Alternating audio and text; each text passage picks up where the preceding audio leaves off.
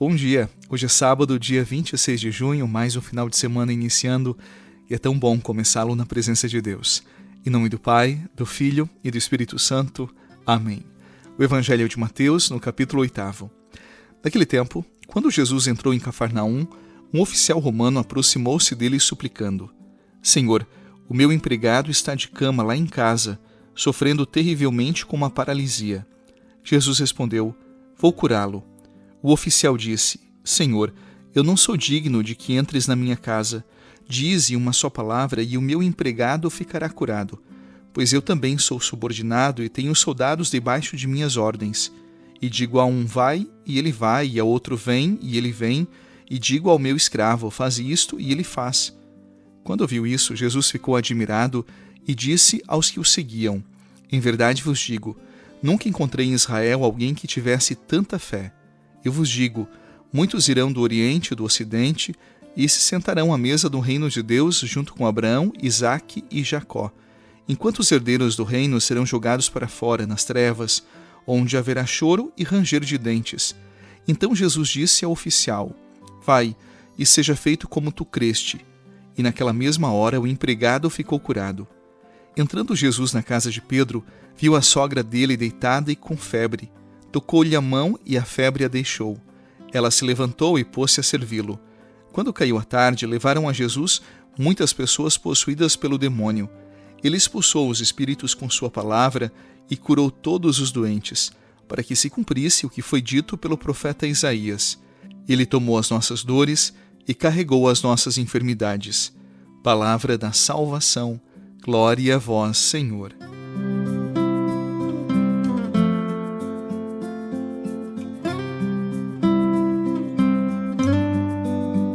O Evangelho de hoje traz uma figura cheia de contrastes e um pouco interessante.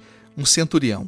Um centurião, na época de Jesus, era um comandante de 100 soldados, obviamente um comandante romano, e isso dizia muito sobre a sua identidade e também sobre a sua religião. Ele era estrangeiro, pagão e representante do império que ocupava a terra de Jesus.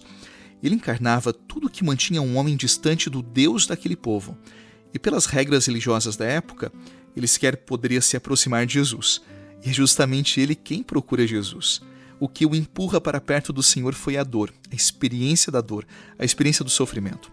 O sofrimento de alguém da sua casa que o levou até onde a sua fé jamais o teria levado sozinho. E aqui é algo precioso que vale a pena guardar para a vida. Há quem chegue a Deus pelo caminho do amor, atraído pela sua beleza. Mas há também quem chegue pelo caminho da dor, empurrado por uma ferida que não sabe mais onde depositar, uma ferida que não sabe como cicatrizar e que você procura Deus, você quer Deus. Esse homem do Evangelho de hoje, ele chegou pela dor. E não foi um caminho fácil, porque para se aproximar, ele precisou vencer algo que costuma nos paralisar.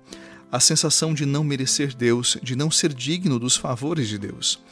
Um homem do seu posto, um homem que era centurião, ele tinha todos os motivos para achar que não tinha um lugar diante de Jesus. Afinal de contas, Jesus, um carpinteiro da Galileia, ele, um oficial romano, um centurião, um homem poderoso. Mesmo assim foi, ele se aproximou de Jesus. A dor o fez mais corajoso e mais humilde do que a vergonha. E foi a própria dor que abriu nesse homem a humildade. Quem atravessa um sofrimento grande perde a vontade de aparentar e se apresenta a Deus sem máscara. Por isso ele diz com toda a simplicidade no Evangelho. Inclusive, essa frase entrou na Santa Missa: Senhor, eu não sou digno de que tu entres na minha casa. Santo Agostinho, quando ele refletiu sobre essa passagem bíblica, ele enxergou uma beleza escondida nessas palavras. Santo Agostinho disse que esse homem, ao se declarar indigno de receber Jesus em sua casa, ele se tornou digno de recebê-lo no coração. Quanto mais ele se abaixa, mais espaço Deus encontra. E esse é o paradoxo que sustenta toda a nossa vida espiritual. A humildade, que parece diminuir a pessoa, é o que a alarga por dentro. Diante de Deus, quem se faz pequeno acaba cabendo demais. E é isso que Deus espera de cada um de nós. E aqui eu preciso falar com muita franqueza, porque eu recebo muitas pessoas que viveram o oposto do caminho desse homem do Evangelho. Pessoas que me escrevem, e às vezes pelas redes sociais, contando que a dor, a perda, o sofrimento, a traição as afastou de Deus, a ponto de culparem Deus por aquilo que passaram. Eu sempre acolho esse tipo de sofrimento com muito respeito, porque atrás de todo sofrimento costuma ter uma imagem de um Deus que machuca ainda mais, Quem sabe de um Deus distante, de um Deus intocado, de um Deus confortável lá no seu céu, a quem se pode acusar de longe. Mas repare como termina o evangelho de hoje. Ele se encerra dizendo que Jesus, ele tomou sobre si as nossas enfermidades e carregou as nossas doenças. Deus carrega a nossa dor por dentro, em vez de contemplá-la de fora. E quando alguém grita, lá do fundo da sua ferida, do seu abandono, da sua revolta, e diz: "Meu Deus, por que tu me abandonaste?", vale lembrar que esta foi justamente a última oração de Jesus no alto da cruz. O seu grito de abandono é uma prece que ele rezou antes de mim e de você. Um teólogo do século passado, um teólogo alemão chamado Dietrich Bonhoeffer, que foi morto durante a Segunda Guerra Mundial pelos nazistas, quando estava prestes a ser executado numa cela, ele deixou um pequeno papel escrito e nesse papel, minutos antes da sua morte, ele escreveu assim: "Só um Deus que sofre pode nos ajudar. Só um Deus que assumiu o sofrimento pode entender o nosso sofrimento." Dietrich Bonhoeffer, ele havia descoberto que a maior força de Deus, ela se revela na ternura de quem desce e padece ao nosso lado. É esse o Deus que espera por você do lado de dentro da sua ferida, da sua dor, da sua chaga, para que você jamais precise atravessá-la sozinho.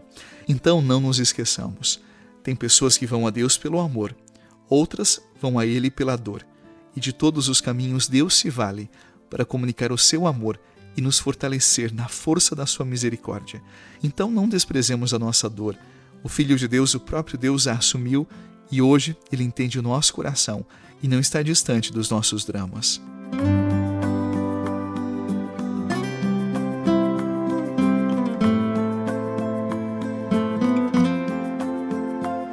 Pense no gesto do centurião do evangelho de hoje.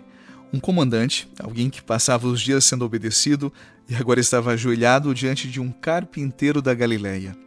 Foi preciso uma ferida para derrubar tudo o que ele achava que era. E é curioso, aquilo que parecia humilhação foi, na verdade, o começo da cura. Deus não cabe num coração cheio de si. Ele cabe nas rachaduras, nas frestas que o sofrimento abre, nos lugares onde a gente para de fingir que dá conta de tudo. O que você esconde pode achar pequeno ou até mesmo indigno, mas muitas vezes é a porta onde Deus esperava encontrar aberta para que pudesse entrar. Então, vá a Deus por aí, permita que Ele entre pelas frestas do seu sofrimento. Como disse para você, muitas vezes a nossa dor pode ser o caminho mais fecundo para chegar a Deus. E hoje, mais uma vez, eu convido você para orar comigo.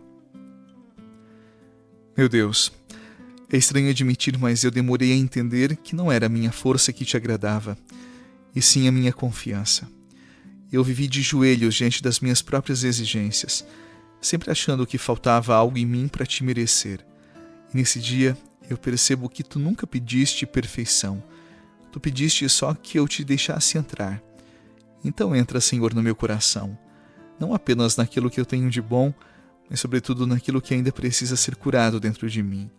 Me ensina a confiar quando eu não entender, a esperar quando a resposta demorar, a crer que estás trabalhando mesmo no silêncio.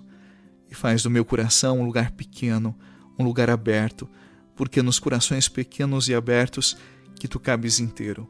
Eu coloco esse final de semana em tuas mãos, esse dia e o meu coração. Em nome do Pai, do Filho e do Espírito Santo.